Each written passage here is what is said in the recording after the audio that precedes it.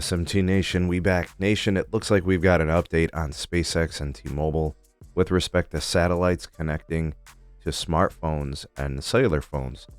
So this is one of the few that we've had in a long time, so I wanted to bring it here to today's video and give you guys some of the details we know from this article. I'll be sure to link it for you. It'll be in the description. And ways to support the SMT YouTube channel can also be found there in the description as well. All right, so if you're a T-Mobile customer and you caught the news of SpaceX with Starlink services, providing some satellite to phone texting and messaging, and that got you excited last year, right? You saw Elon and Mike Sievert having their little frat party up on the stage, pandering to the thongs and such.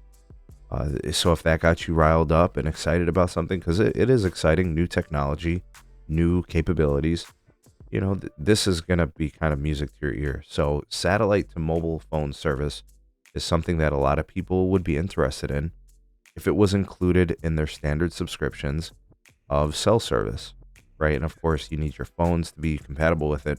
And it looks like all that is in place. According to SpaceX, starting next year, some point in 2024, texting to smartphone for satellite to smartphones is going to be a go. And then voice and data is going to be available in 2025. So that means to me that they're making progress. Now, there are some things that have to be mentioned here. First of all, it's not going to be 5G based in terms of the protocol. It's going to be LTE based. At least that's what the article says. So while you don't have to upgrade your cell phone specifically for this service if you've got anything recent and modern, so like I guess newer iPhone, newer Galaxy, newer Pixel, you should be fine. But some of the elder devices may be a question mark, so not really sure. But it does say here that it is going to be LTE based protocol, so maybe that means that some of the older devices could take advantage of it too. Okay, so they're going to do this through the Falcon 9 rocket system and Starship. Satellites will connect over laser backhaul to the Starlink constellation to provide the connectivity. Starlink, SpaceX will also be partnering with other worldwide providers like Rogers, KDDI, Optus, 1Z, and Salt, whoever those people are. But they do have to still do some testing. Obviously, SpaceX has to show certain experiments and data sets to the FCC that it won't create interference or impact other connections to and from terrestrial to satellite. But we do have thousands of SpaceX Starlink radio upgrades that would be happening, and then being able to broadcast the spectrum and frequencies for all these other companies.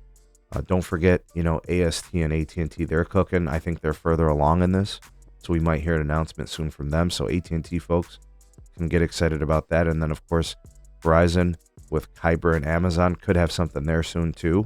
Maybe all this is kind of happening at the same time. But now we know, right? Now we know where T-Mobile has its potential launch point of the service.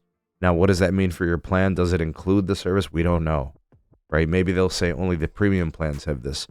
Or maybe they say you can have it, but you got to pay for it. If you've been watching T-Mobile lately, they're forcing migrations and plans, trying to trick people and dupe people. You got to opt out of plan changes. I don't know. Maybe they'll put this on the Go 5G plans only as an incentive. How do you guys think T-Mobile is going to play this? How do you think, this happens? Do you think the 2024 timeframe for texting hits the mark, or do you think it's more 2025?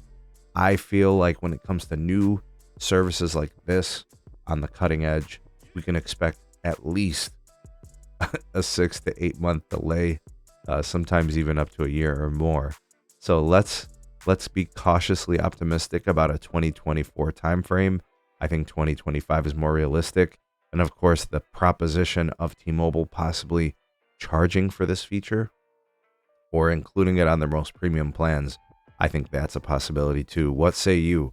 Sound off in the comment section below. You are the voice of the people. The SMT Nation, let your voice be heard.